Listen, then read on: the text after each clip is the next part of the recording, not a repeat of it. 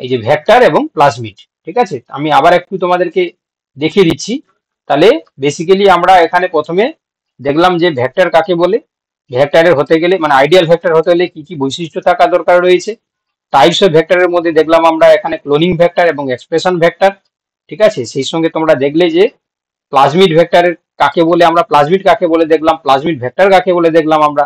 ঠিক আছে, characteristics of plasmid vector আমরা দেখলাম। তো এখানে দেখলাম আমরা যে পিবিআর 322 আর পিইউসি 18/19। তো পিবিআর 322 এর স্ট্রাকচারটা আমরা দেখলাম এবং পিইউসি তোমার হচ্ছে কি 18/19 এর স্ট্রাকচারটাও আমরা দেখলাম। সেই সঙ্গে আমরা দেখলাম কোসমিড ভেক্টর, কোসমিড ভেক্টরের পরে আমরা দেখলাম ফাজমিড ভেক্টর, তারপর আমরা দেখলাম ফাজ ভেক্টর বা ব্যাকটেরিওফাজ ভেক্টর। ঠিক আছে, তো সেই সঙ্গে আমরা দেখলাম যে এখানে তোমার আর্টিফিশিয়াল ক্রোমোজোম ভেক্টর, তার টাইপস গুলোর নাম শুধু বিএসসি, ওয়াইএসসি, এমএসসি, এইচএসসি, সেই সঙ্গে শাটল ভেক্টর। ঠিক আছে, তো এই টাইপস গুলো আমরা মোটামুটি দেখলাম। এবার হচ্ছে কি, চলো আমরা কিছু এমসিকিউ রেখেছি, বেসিক্যালি যতটা আমরা আজকে পড়লাম তার উপরেই ডিপেন্ড করে। তো চলো এখানে বলার চেষ্টা করো যে প্রথম যে কোশ্চেনটা রয়েছে দেখো, which of the following is the most commonly used vector in জিন ক্লোনিং? প্লাজমিড। প্লাজমিড। তাহলে আমরা থিওরিতেও আমরা বলেছি যে আমরা জিন ক্লোনিং এর জন্য যতগুলো ভেক্টরটাকে ইউজ করি তার মধ্যে আমরা প্লাজমিডটাকে সবচেয়ে বেশি ইউজ করি। চলো এবার বলছে which property is essential for a cloning vector? Ability to self replicate. Self replicating. Yes, তাহলে এখানে যে চারটি পয়েন্ট রয়েছে, ability to infect human, ability to self replicate, ability to to form spores, ability to synthesize ATP. তাহলে এর মধ্যে আমরা দেখলাম যে রেপ্লিকেট করার জন্য তার এবিলিটি থাকা দরকার রয়েছে, এটাই হচ্ছে কি essential criteria for a cloning vector. চলো question number 3, which of the following vector is best suited for cloning large DNA fragment? যে সমস্ত ডিএনএ ফ্র্যাগমেন্টের সাইজ 100 কেবির বেশি হয়, তো তাদের জন্য আমরা কোন তোমার হচ্ছে কি ভেক্টরটাকে আমরা ইউজ করি, প্লাজমিড নাকি ফাজ ভেক্টর নাকি বিএসি নাকি কোসমিড? বিএসসি হবে। আচ্ছা, এখানে আমি তোমাদের একটা টেবিল করে দিতে ভুলে গেছি। অ্যাকর্ডিং টু এখানে যদি আমরা দেখি এখানে বিএসসি হবে। তো তোমার হচ্ছে কি যে ভেক্টর গুলো রয়েছে তাই না, তাদের হচ্ছে প্রত্যেকের যে এবিলিটি সবচেয়ে স্যার ইস্টের ক্ষেত্রে সবচেয়ে বেশি স্যার, ইস্টের ক্ষেত্রে ইস্টের পরে হচ্ছে বিএসসি। দেখো তো সেই তোমার হচ্ছে কি যদি সেটা আমরা দেখি তাহলে আমি তোমাদেরকে একটা মানে বলে দিচ্ছি, কারণ এটা তো মেনশন করে দিলে ভালো হতো, কোনো কারণে আমি স্কিপ করে গেছি। ঠিক আছে, তো সেই জিনিসগুলো তোমাদেরকে একটু মনে রাখতে হবে আর কি। তো এখানে যে অপশনগুলো রয়েছে সেই অপশনগুলোর সাপেক্ষে যদি এখানে বলে দিই তাহলে তোমাদের মনে থাকবে হয়তো। যেমন তোমরা জানো যে এখানে আছে কি প্লাজমিড আছে, প্লাজমিড তোমরা জানো কত, প্লাজমিডের ক্ষেত্রে আমরা একটু আগে দেখলাম 0.5 স্যার। প্লাজমিডের 15 থেকে 20 কেবি মনে হয়। হ্যাঁ, মানে এটা 0.1 থেকে 10 কেবি। ঠিক আছে, 0.1 থেকে 10 কেবি। আচ্ছা, ফাজ ভেক্টর, এটা ফাজ ভেক্টরের ক্ষেত্রে 10 থেকে 20 হয়। ঠিক আছে, কেবি। আচ্ছা, তারপরে তোমরা দেখতে পাচ্ছ এখানে কি আছে না কোসমিড আছে, কোসমিডের ক্ষেত্রে 35 থেকে 45, 35 থেকে 45 কেবি। ঠিক আছে, তারপরে দেখতে পাচ্ছ যে এখানে বিএসি, বিএসি হচ্ছে কি 50 থেকে 300 কেবি, 50 থেকে 300 কেবি। কি বললাম বুঝতে পারলে? আচ্ছা, এবারে হচ্ছে কি তোমার যদি এটা হচ্ছে কি পিএসসি হতো, ব্যাকটেরিওফাজ ডিরাইভড যেটা পিএসসি, পিএসসি হলে হচ্ছে কি তোমরা মনে রাখবে যে 100 থেকে 300 কেবি। আচ্ছা, এটা যদি ওয়াইএসি হয়, ওয়াইএসি আর্টিফিশিয়াল হ্যাঁ, তাহলে এটা মনে রাখবে 100 থেকে 2000, 100 থেকে 2000 কেবি। আর লাস্ট থাকছে কি এইচএসি, হিউম্যান আর্টিফিশিয়াল ক্রোমোজোম, এটা কত না 2000-এর বেশি, 2000-এর বেশি। তাহলে আপাতত হচ্ছে কি এটা তো আমি পাঠাবো তোমাদেরকে, তোমরা একটা কাগজে লিখে রাখবে তাহলে কি বললাম, প্লাজমিডের ক্ষেত্রে 0.1 থেকে 10 কেবি, ফাজমিডের ক্ষেত্রে ফাজ ভেক্টরের ক্ষেত্রে 10 থেকে 20, আর ডিএসসির ক্ষেত্রে তোমরা মনে রাখবে 50 থেকে 300 কেবি, কোসমিডের ক্ষেত্রে হচ্ছে 35 থেকে 45 কেবি, ঠিক আছে। পিএসসির ক্ষেত্রে হচ্ছে কি তোমার 100 থেকে 300, ওয়াইএসসির ক্ষেত্রে 100 থেকে 2000 কেবি, আর এইচএসসি থেকে বললাম কি হিউম্যান আর্টিফিশিয়াল ক্রোমোজোমের ক্ষেত্রে 2000-এর বেশি, ঠিক আছে। তো এটা আমি কোনো কারণে এখানে তোমাদেরকে দিতে ভুলে গেছি, আপাতত তোমরা এই জিনিসটা লিখে রাখবে। চলো এবারে বলছে দেখো যে which of this is a features of plasmid vectors, ঠিক আছে, কোনটা প্লাজমিড ভেক্টরের features? Sir, original replication. Odyssey Odyssey একদম একদম অপশন বি হয়ে যাবে সঠিক উত্তর। ওরাইজিন মানে ওরাই মানে হচ্ছে অরিজিন অফ রেপ্লিকেশন সাইড থাকতে হবে।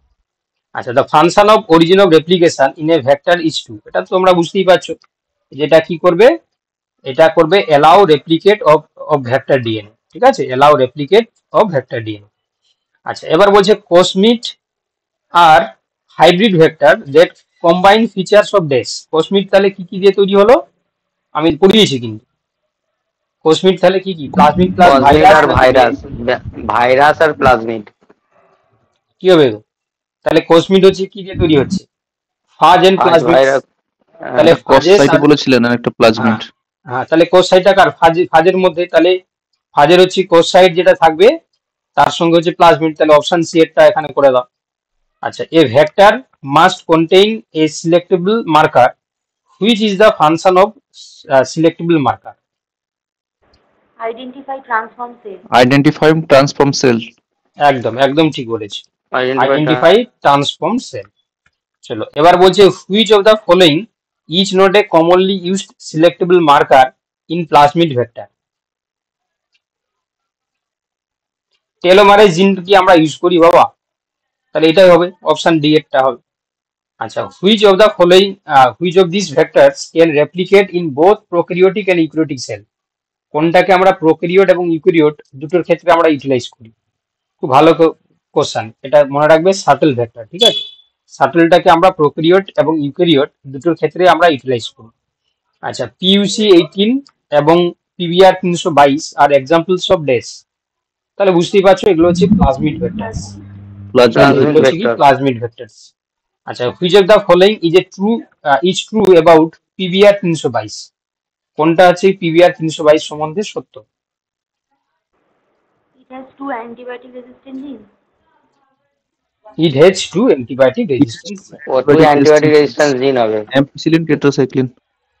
চলো এবার বলছে দেখো a phagemid is dash, a phagemid is dash, a phagemid is dash. Plasmid A containing plasmid containing fudge element. A plasmid Yes. containing a plasmid containing phage element. Okay, ভালো করে question গুলো দেখো, ঠিক আছে। প্রত্যেকটা ক্লাস যেভাবে হচ্ছে কি, আমরা বেশি তো পড়ছি না, আমরা 1 ঘন্টা 5-7 মিনিট করে আমরা পড়ছি। তো এইগুলোই তোমরা প্র্যাকটিস করো মন দিয়ে, দেখো ভালো করে, দেখবে যখন পরীক্ষাটা হবে তখন দেখবে যারা তোমরা এই কোশ্চেন গুলোকে ফলো করছো ভালো করে বা শুনছো, দেখবে তখন কাজে লাগে যাবে, ঠিক আছে। তো অতএব নিজের প্রতি এইটুকু তোমরা বিশ্বাস রাখো যে এগুলো কিন্তু তোমার কাজে লেগে যাবে, ঠিক আছে। একটা সময় আসবে যখন তোমাদের কিন্তু কাজে লেগে যাবে। তো যা বলা হচ্ছে সেই জিনিসগুলো তোমরা থরলি জিনিসগুলো পড়তে থাকো, তাতেই হবে, ঠিক আছে। চলো দেখো নেক্সট, পরের কোশ্চেন, কোশ্চেন নাম্বার 13 কি বলছে যে which of the following features allow insertional inactivation in vectors? কি কি বলেছে দেখো এখানে, ori site, multiple cloning site within the marker gene, large size of the vector, circular DNA. Sir, multiple cloning site. আচ্ছা, কোশ্চেনটা অনেকে হয়তো বুঝতে পারোনি, ভালো করে দেখো যে which of the following features allows insertional inactivation in vector, ঠিক আছে।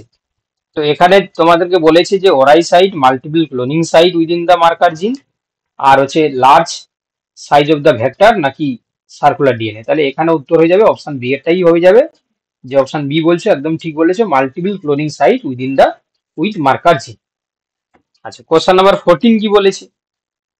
What is maximum size of the foreign DNA that can be cloned into a plasmid? এগুলো সমস্ত কিন্তু প্রিভিয়াস ইয়ারের কোশ্চেন, মানে বিভিন্ন পরীক্ষা থেকে যে সমস্ত কোশ্চেন গুলো পড়ে, ঠিক আছে, সেটা তোমরা তোমার হচ্ছে কি সেই কোশ্চেন গুলো থেকেই এগুলো নেওয়া আর কি। ঠিক আছে, তো এটা এখানে টু তোমরা কেবি হবে? এখানে তোমার কোশ্চেনটা বুঝতে পেরেছো যে আমরা যে ফরেন ডিএনএটাকে দিই ক্লোন করার জন্য প্লাজমিডের মধ্যে, 10 KB। তো তার ম্যাক্সিমাম সাইজটা কত? তার ম্যাক্সিমাম স্যার সাইজ 10 কত? কেবি। ম্যাক্সিমাম 10 হবে স্যার। হ্যাঁ, ম্যাক্সিমাম 10। 10 KB তো। তাহলে 10 কেবি, একদম ঠিকই বলেছো। 10 কেবি যারা বলছো তারা একদম ঠিক বলেছো। চলো, এবার বলছে which vector is suitable for cloning genes in each sell?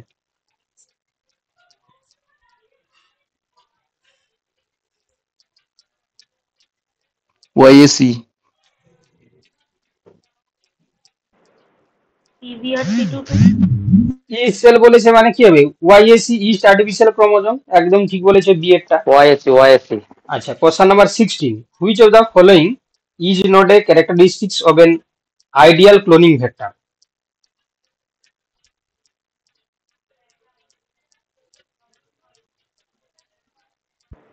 Single origin of replication. এটা হবে কি? Which of the following multiple is cloning not a site থাকে sir. Characteristic of ideal cloning vector. এটা যদি না পারো তাহলে হচ্ছে কি আজকে পড়াশোনাটা যে বৃথা। তাহলে আইডিয়াল ক্লোনিং স্যার ভেক্টরের মধ্যে মাল্টিপল কোনটা ক্লোনিং নয়? সাইট। স্মল সাইজ বলেছে, সিঙ্গেল অরিজিন অফ রেপ্লিকেশন, নাকি multiple antibiotic resistance, multiple cloning site? তাহলে উত্তর কি হবে? মাল্টিপল। ক্লোনিং সাইট তো স্যার একটা হয়, Cloning অরিসি site. সাইট। না, এখানে মাল্টিপল হচ্ছে কি তোমার অ্যান্টিবায়োটিক রেজিস্ট্যান্স জিন যেটা, সেটা হচ্ছে কি তোমার থাকবে না। মাল্টিপল অ্যান্টিবায়োটিক রেজিস্ট্যান্স যদি সমস্ত যদি মানে অ্যান্টিবায়োটিক রেজিস্ট্যান্স হয়ে যায়, তাহলে তো সেখানে আমরা তাকে মানে রেগুলেট করতে পারবো না, এটা হবে না বাবা। এটা আছে স্পেসিফিক কিছু অ্যান্টিবায়োটিক রেজিস্ট্যান্স জিন থাকলে ঠিক আছে, কিন্তু মাল্টিপল রেজিস্ট্যান্স হয়ে গেলে তখন সমস্যা হয়ে যাবে।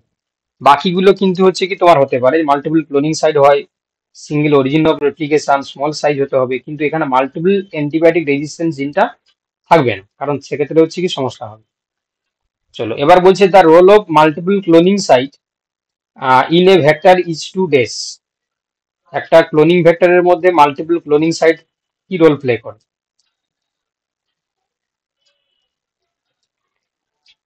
ক্লোনিং সাইট মানে কি হবে? সেখানে হচ্ছে রেস্ট্রিকশন এন্ড কাটতে পারবে, মানে সেখানে মাল্টিপল হচ্ছে কি তোমার জিন প্রবেশ করতে পারবে। তাহলে কি হবে? Provide sir several provide unique. Several. হ্যাঁ। হ্যাঁ, সিটা হবে স্যার। প্রোভাইড। হ্যাঁ, সি এরটা হবে provide several unique restriction site for cloning. ঠিক আছে, অপশন সি এরটা হবে। চলো দেখো next question number 18, which vector is best suited for the cloning in mammalian sales?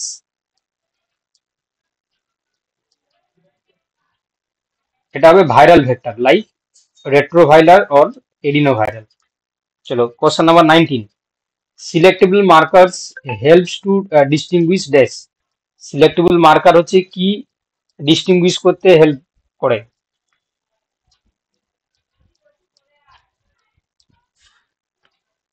Sir recombinant from sir non-recombinant. Option ডিটা কই? হুম হুম, অপশন ডি কই? 4 নম্বর অপশনটা কই? এই যে অল অফ দিস এবার। সবগুলোই হবে। দেখো এখানে বলেছে যে selectable marker help to distinguished. ঠিক আছে, এখানে বলেছে eukaryotic from prokaryotic sell, recombinant from non recombinant DNA. আচ্ছা, এবার বলছে ট্রান্সফর্মড ফ্রম নন ট্রান্সফর্মড। ঠিক আছে, আচ্ছা এটা অপশন সি এরটা হবে বাবা। সিলেক্টেবল মার্কার হচ্ছে কি transform from non transform cell, এইটা হচ্ছে কি তোমার ডিস্টিংগুইশ করতে সাহায্য করে। Prokaryotic, eukaryotic from prokaryotic cell বা রিকম্বিনেন্ট ফ্রম নন রিকম্বিনেন্ট এগুলো করে না। Transformed from non transform cell, এটা হচ্ছে কি তোমার ডিস্টিংগুইশ করছে সিলেক্টেবল মার্কার, এটা মনে রাখবে। ঠিক আছে, আচ্ছা তোমাদের আরেকটা জিনিস বলে রাখি এখানে, যে রিভিউ পিটিশন আমাদের ওয়েস্ট বেঙ্গল গভর্নমেন্ট সুপ্রিম কোর্টে দাখিল করেছে, তাতে পরিষ্কার করে লাস্ট পয়েন্টে মেনশন আছে যে নতুন রিক্রুটমেন্ট না হওয়া পর্যন্ত এই শিক্ষাবর্ষে যারা মানে জব করতো তাদেরকে পড়াতে দেওয়া হোক। তাহলে তোমরা বুঝতেই পারছো যে রিভিউ পিটিশনে তোমার পরিষ্কার করে খোলসা করে বলা রয়েছে যে নতুন কিন্তু নিউ রিক্রুটমেন্ট কিন্তু হবে, ঠিক আছে, এবং সেটা কিন্তু 2025-এই কিন্তু হবে, ঠিক আছে। তো ওতে নিজের প্রতি কনফিডেন্স রাখো, ঠিক আছে, এবং পড়াটা যেভাবে তোমরা চালিয়ে যাচ্ছ, আমি জানি তোমরা যে কটা মুখ আমি প্রতিদিন দেখতে পাই ক্লাসে, সেই কটা মুখটাই কিন্তু ঘুরে ফিরিয়ে সব দিনই তোমরা জয়েন করো, ঠিক আছে। গ্রুপে প্রায় কত তোমাদের বটানিতে প্রায় 100-র কাছাকাছি তো আছে, না 100-র বেশি আছে মনে হয়, কিন্তু দেখো তোমরাই ঘুরিয়ে ফিরিয়ে ক্লাসটা করো।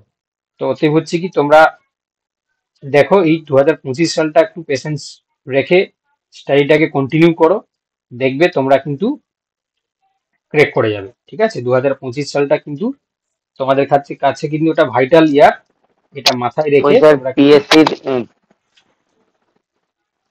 পিএসসির অ্যাডটা দেবে না আর? পিএসসির এড বলতে দেখো তোমার সেপ্টেম্বরে তো পরীক্ষা হওয়ার কথা আছে, তাই তো। তাদের যে ক্যালেন্ডারে তো সেপ্টেম্বরে পরীক্ষা হওয়ার কথা আছে, একটা মনে হয় 14 তারিখ, একটা 20 তারিখ। তো এটা চলছে April, May, June, July, August, September, তাই না। তাহলে এটা এপ্রিল মাস চলছে, April, May, June, July, August, September, আরো হচ্ছে কি তোমার এই মাসটাকে ধরে 4, 2, 6 মাস আছে, ঠিক আছে। তাহলে তুমি অপেক্ষা করো, এক্সপার্টরা বলছে, ঠিক আছে, বিভিন্ন এক্সপার্টের মতামত দেখছিলাম, তাতে কিন্তু তারা বলছে যে সেপ্টেম্বরেই পরীক্ষা হবে, ঠিক আছে। তো ওতেই হচ্ছে কি তোমরা বিশ্বাস রাখো, পরীক্ষা কিন্তু সেপ্টেম্বরেই হবে। আর আরো 6 মাস হাতে যেহেতু আছে, মানে 5 মাস, এটাকে বাদ দিলে, তাহলে এখনো পর্যন্ত সময় যায়নি, তোমার সময় আছে, পরীক্ষা ঠিক হবে, ঠিক আছে। কি বলা বুঝতে পেরেছো? হ্যাঁ হ্যাঁ স্যার। স্যার ঠিক আছে। চলো question number 20, which of the following vector types can carry the largest DNA insert?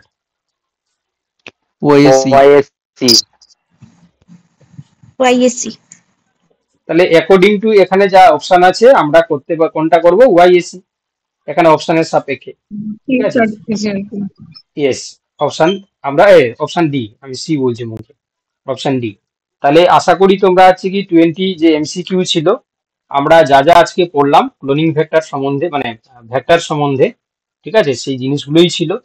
Next ক্লাসে আমরা আলোচনা করব, তোমরা দেখতেই পাচ্ছ যে আমরা রেস্ট্রিকশন এন্ডোনিউক্লিয়াস, ডিএনএ এবং সিডিএনএ এবং ডিএনএ লাইব্রেরি এবং নিউক্লিক অ্যাসিড সিকোয়েন্সিং এবং পিসিআর, ঠিক আছে।